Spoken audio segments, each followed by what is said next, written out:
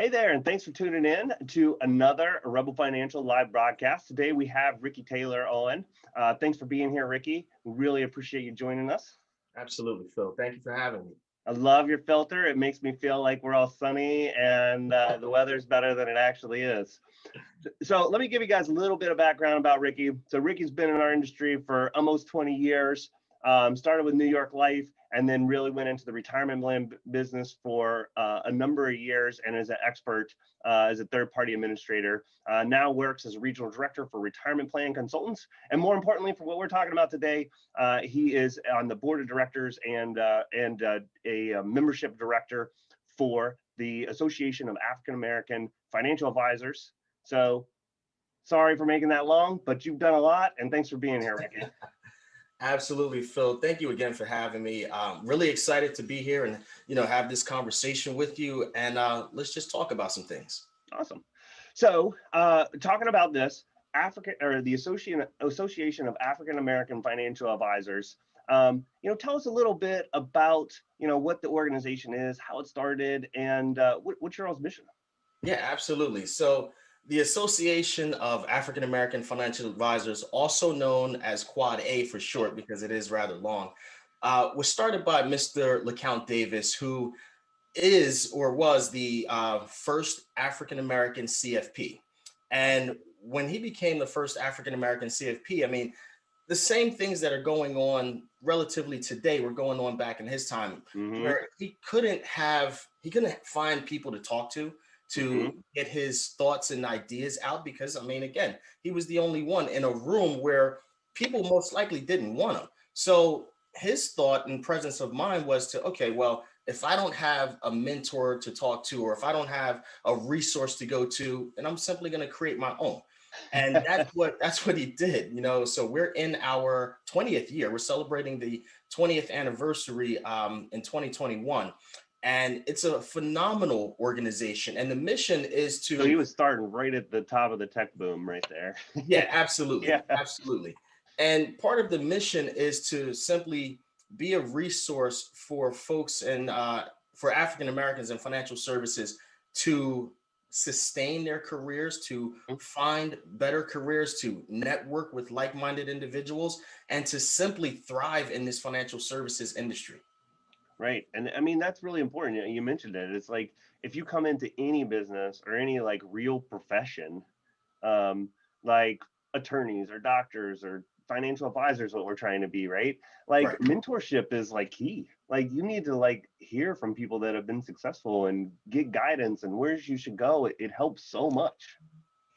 Yeah, I would absolutely say so. And Phil, part of the story is connecting with folks who have been there, connecting with folks who are currently doing very well, either in high-ranking positions at some of the larger firms, or like you, having their own firm with hundreds of $1 million in assets under management, which is essentially what most financial advisors are striving for. Right. But you got to also remember, we're not simply talking about financial advisors. We're talking about the entire umbrella of financial services. I mean, Absolutely. If you take me, for instance, yeah, I'm in my 20th year as a retirement plans consultant. I'm not a financial advisor. Now, I would ask you, and you help us. I would ask you, how many African American TPAs do you know?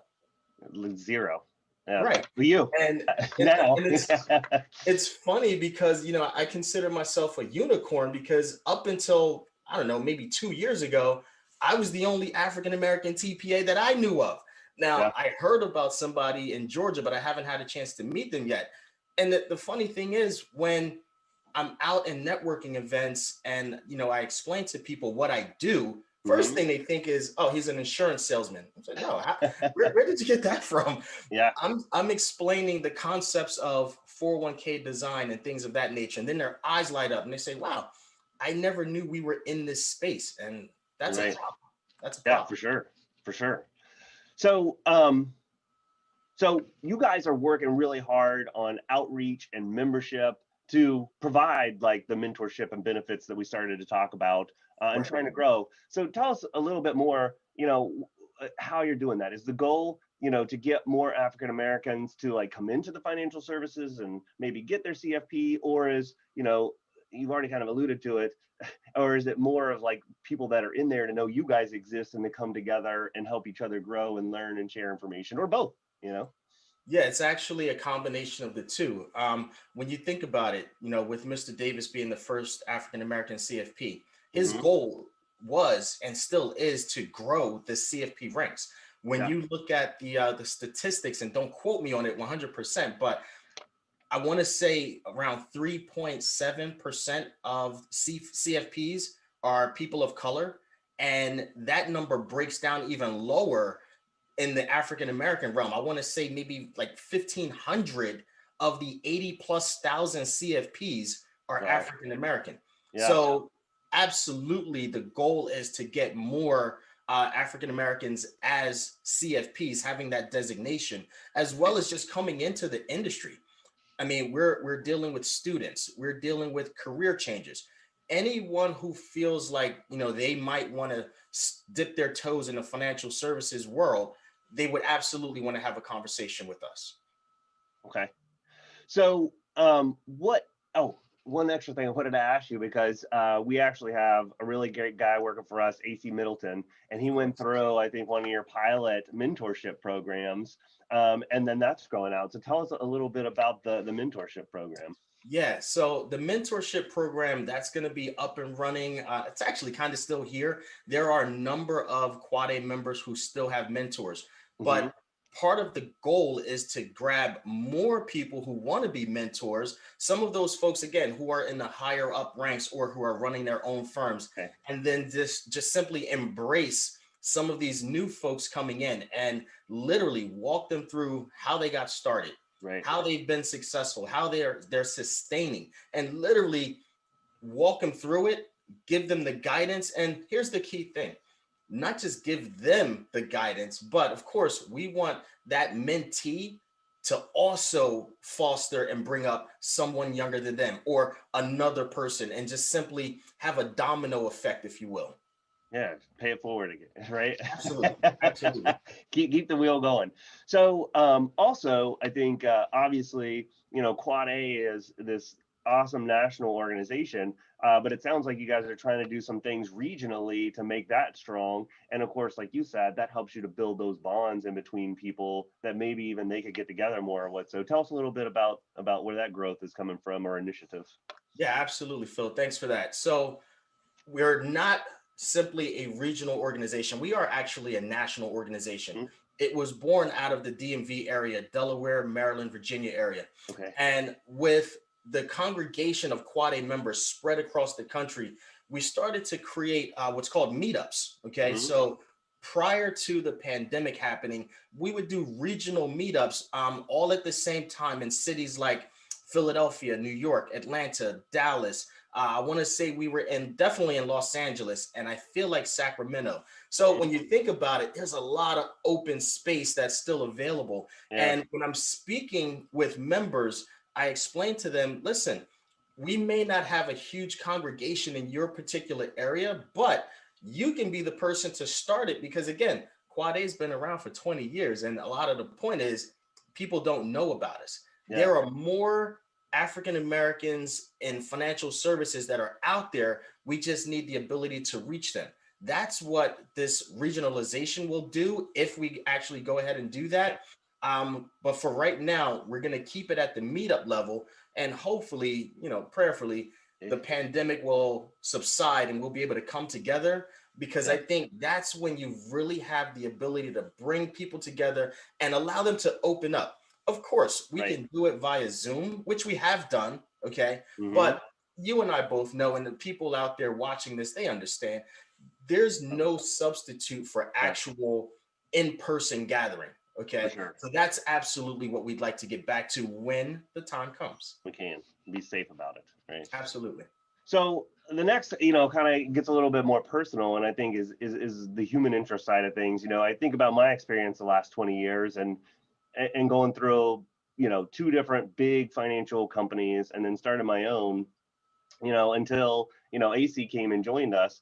Over that whole 20 years, I only had no experience with an African-American male. one African-American female, which she didn't stay in the industry long, and one Asian woman. And so to me, it's just like our industry really has a big problem. I mean, it's hard to even get women to come in. It's like so white male dominated. So, you know, why do you think this is? Is it hard for people to get in? I'll let you take that. Like, why do you think that is, and where can we go? You know? Well, that's also another great question. And I'm going to preface this with, this is simply my opinion. I don't have the exact facts, and I'll just use me as an example. Okay. I grew up in the inner city. I grew up in Camden, New Jersey, which typically is one of the poorer neighborhoods in the entire country. I remember Time Life did an article about it, and it was a very detrimental article.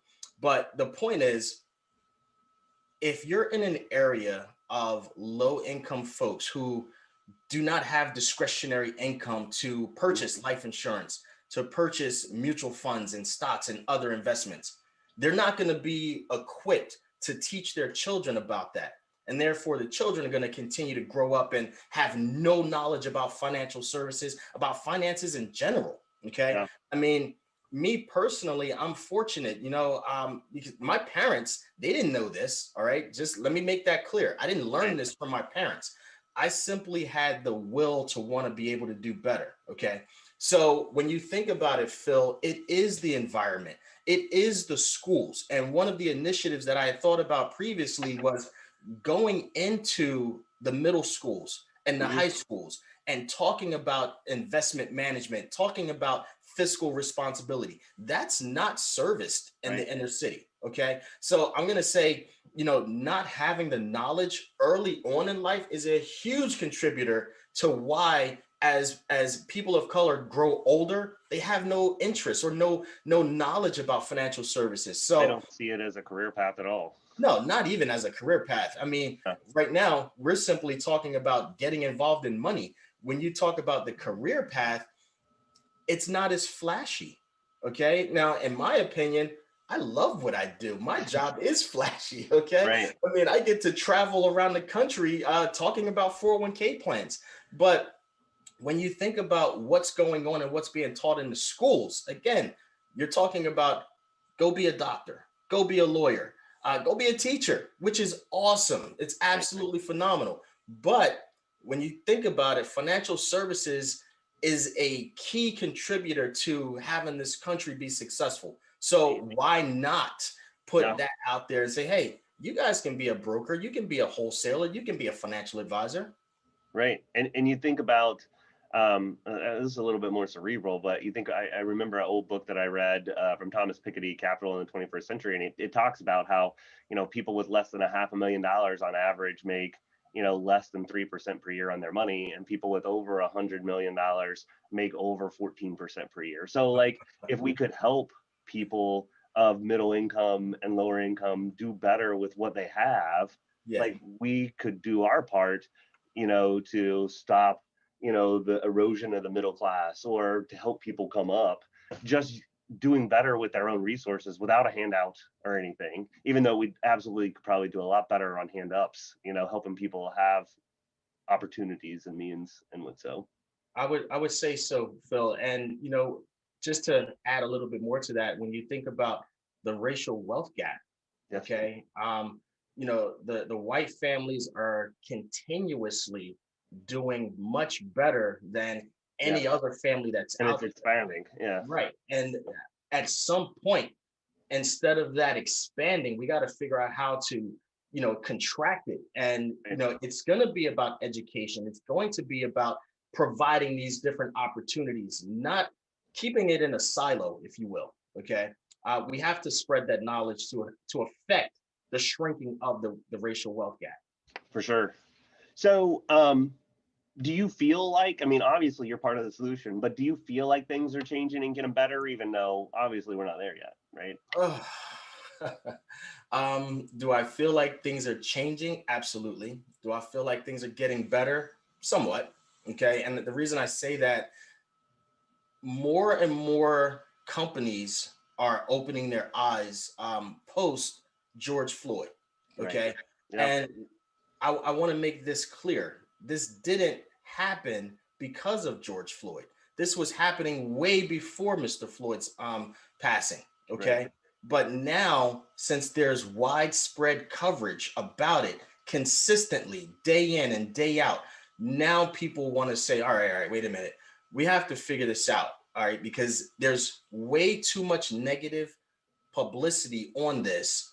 We have to figure out how to shine a brighter light on it. So companies are now coming to, to the front saying, all right, you know what? We understand there's a tremendous plight among the African American community, and we want to try to help out. And part of that help can be bringing in more African Americans into these opportunities, Right. or not only just bringing them in.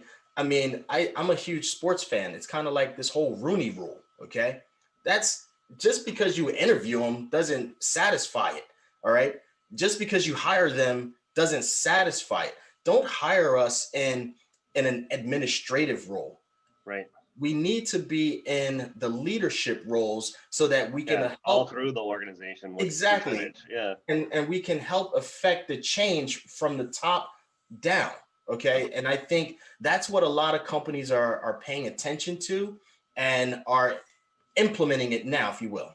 Yeah. That is that old saying, it always gets worse before it gets better. And I feel like, what you're talking about with George Floyd and everything that, has come out with, certain white supremacist groups and everything with all the politics that's been going on. It's like the kindling was there. Mm-hmm. It was just behind, and now it like set it on fire. And so a lot of people that wouldn't have admitted that our country had a problem now can't deny it. And so it got way worse, but hopefully there's a lot of people out there that may have been in denial that are not anymore. And maybe things can actually start to get better or change, Yeah, hopefully so. I mean, of course, we certainly want the change, but we want good change. We want to raise all boats, right? Everybody can be better off if we work together and help people succeed, right? I agree. Well, awesome. What can companies do to help? So whether it's retirement plan companies or registered investment advisors or broker dealers, I mean, obviously we're talking about our industry. I think you kind of hit on it already, but what can we do to help change things and get more African Americans involved? Well, it's not going to be an overnight change, and it's not going to be a simple change.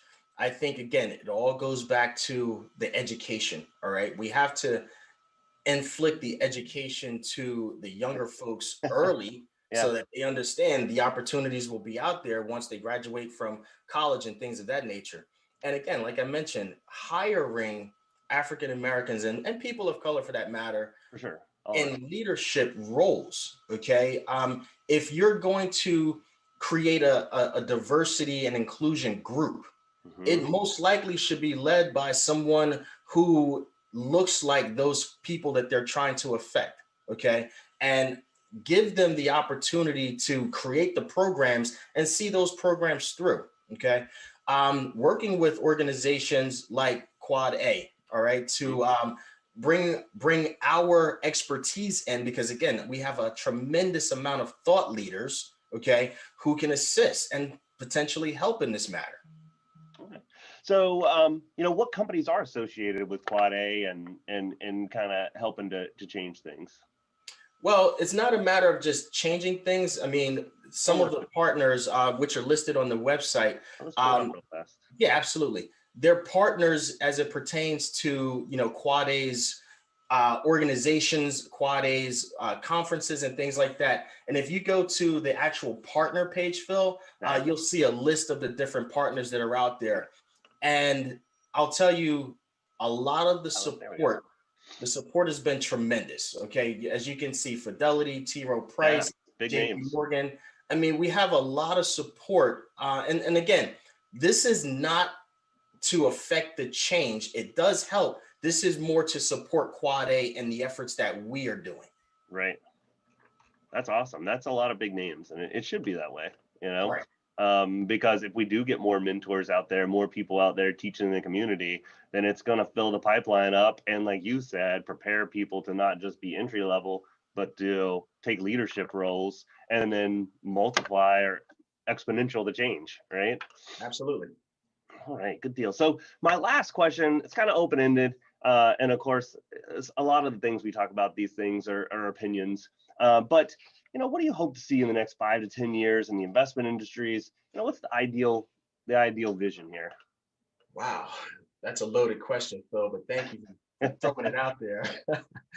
And again, this is my opinion, okay?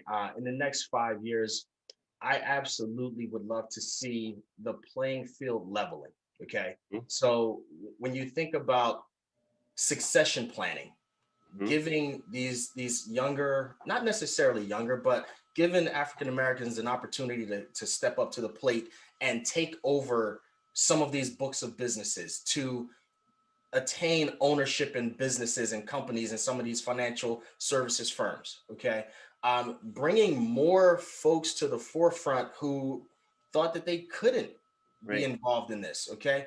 And I'm going to keep saying, Phil, it's going to be about the education. I would love to see more incoming college students with the idea in their minds of becoming a financial advisor, becoming a retirement plan wholesaler, running a firm. Right. Okay. I remember now, I'm sorry, I didn't tell you this, but I was actually pre-med Oh, for wow. 4 years. Oh, Okay.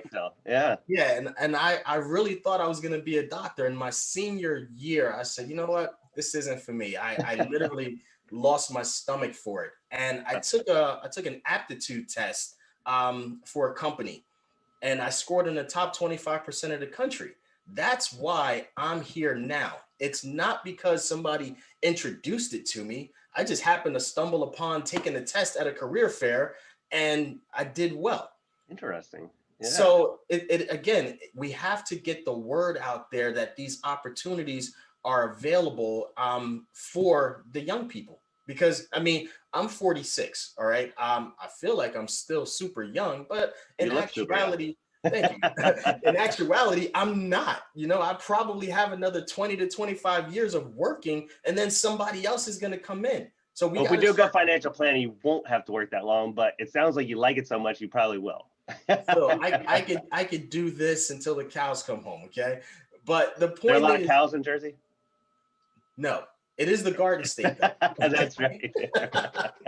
So the point is, we definitely want to continue to educate our young people, educate the masses to say, hey, we have to focus more on diversifying this field, okay? And Sure. I think we actually, I'm not gonna say I think we can. I know we can get there. Right. I agree with you. It is this industry now, I think, is ripe for, even if the bigger companies and the wealthier don't want it to change, Mhm. it doesn't matter. Because Right. I remember when I came in, you had to work for a big broker dealer or a custodian, and cut your teeth. And then you are probably going to work there for most of your career. But now, I mean, you can come out of college, you can join like XY Planning Network and Yeah. like put up your own shop for like a couple $1,000s and work out of your house and have meetings online. Whereas before, if you wanted to start a broker dealer, I mean, at least a couple $100,000, at least, like minimally. And like, Right. start an RIA when you didn't know anything. Come on, let's be real, but like now you can like do that. So it's like, if people don't want to change, like we could change it ourselves. And like we try to do a lot of internships now, and I think we're participating in NAPA's diversity and inclusion internship this summer.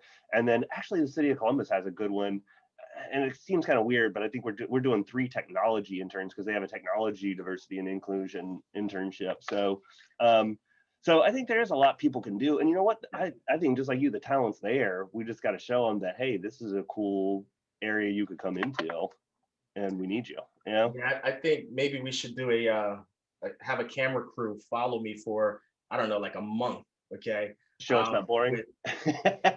To show, I mean, it's a really cool situation. Again, one of the key things about this industry and my job in particular, I've been able to travel almost the entire country, all right? And I take pictures because this is amazing. I Yeah. can't believe that I'm in a position like this, doing a job like this, and having so much, one, fun, Yeah. two, success, all right? And I get to meet people like you. When else would I have an opportunity to do that? Okay, so that's what I think the young people should understand. Get away from pie in the sky dreams, Yeah. and let's reach for something that's going to be a little bit more attainable.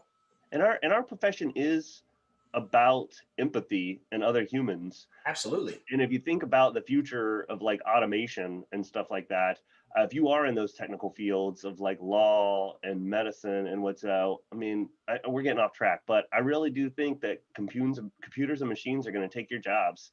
Whereas, you know what, our clients are going to want and need us for a long time to come. And so it's probably even a safer career to go into that is probably still got at least a good 30 or 40 years before computers can be like Iron Man's Jarvis, right? And just having a heart and understanding, you know, your plight, if you will. So yeah, absolutely. Well, thanks, Rickie. We really appreciate having you on. We hope to have an awesome partnership with you. We wish you the best success, and we hope to be a part of that as well, too. So thanks so much. No, Phil, listen, thank you. I appreciate you guys having me, and much success to you. And give a shout out to AC for me. I will. Everyone else, thanks for tuning in, sharing a little bit of your Friday with us, or maybe if you're watching over the weekend, join us next week for our book review, Death of the Banker. So if you're reading along, get caught up. It should be a good one. And then the week after that, Tony's going to have our financial planning subject going over riveting tax, common questions, and tricks. So again, thanks so much, Rickie. Thank you all for joining. Phil. Have a great weekend. Awesome. Take care, buddy.